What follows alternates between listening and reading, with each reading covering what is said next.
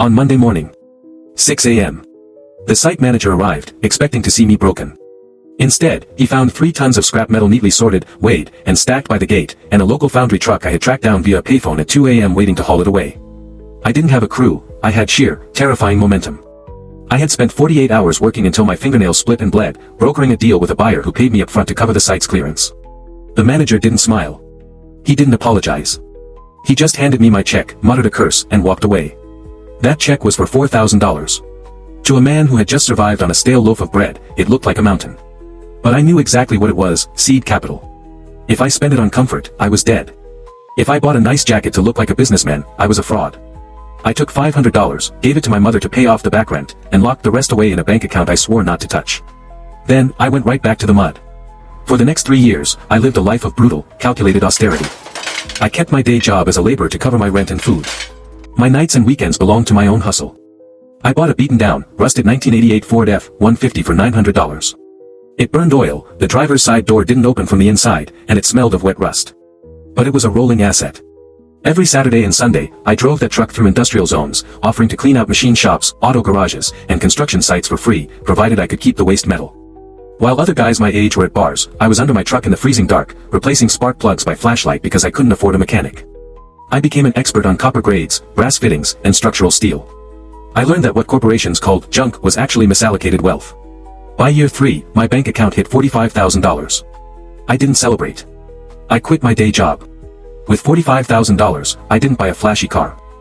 I leased a tiny, 2-acre plot of swampy land next to the railroad tracks, the kind of land city inspectors ignored. I bought a used commercial scale and hired 2 guys from my old neighborhood who needed a second chance.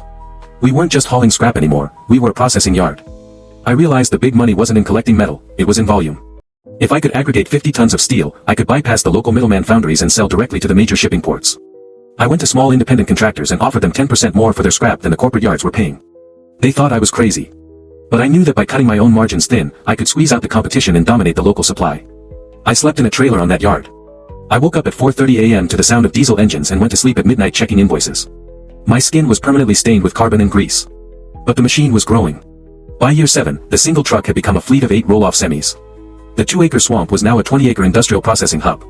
When you grow from the dirt, you possess a weapon that trust fund executives can never replicate. You know the cost of everything down to the penny. When the economic downturn hit in the late 2010s, the massive, over-leveraged waste management corporations began to bleed. They had massive corporate offices, vice presidents of marketing, and fleets of leased luxury cars. They couldn't survive on thin margins.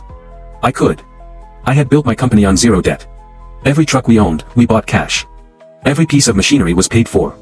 While they were panicking to satisfy their shareholders, I went on the offensive. I bought out my largest regional competitor for pennies on the dollar when they faced bankruptcy. Then I vertically integrated. I didn't just collect industrial waste, I bought the logistics networks, the shipping barges, and eventually, a stake in the mini mills that melted the metal down.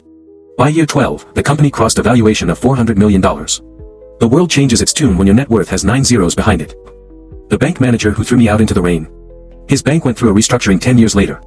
My private equity firm bought the toxic debt portfolio of that very branch. I didn't fire him. I simply sat across from him in a tailored charcoal suit, signed the acquisition papers with a $5 pen, and never once looked him in the eye. To be hated is something, to be completely overlooked by the person you tried to destroy is a different kind of hell. I am a billionaire today. But I don't look at my life through the penthouse window. I look at it through the scars on my palms. The money didn't change who I am, it just allowed me to build a fortress where the world can never hurt my family again. If you are grinding at the bottom right now, understand this, the montage isn't 3 seconds long. It is years of quiet, invisible, agonizing discipline. Do not look for a lucky break or a dramatic gamble. Build your foundation brick by bloody brick, save every dollar like your life depends on it, and let your silence be the loudest thing they've ever heard. If you enjoyed this story, please subscribe to my YouTube channel.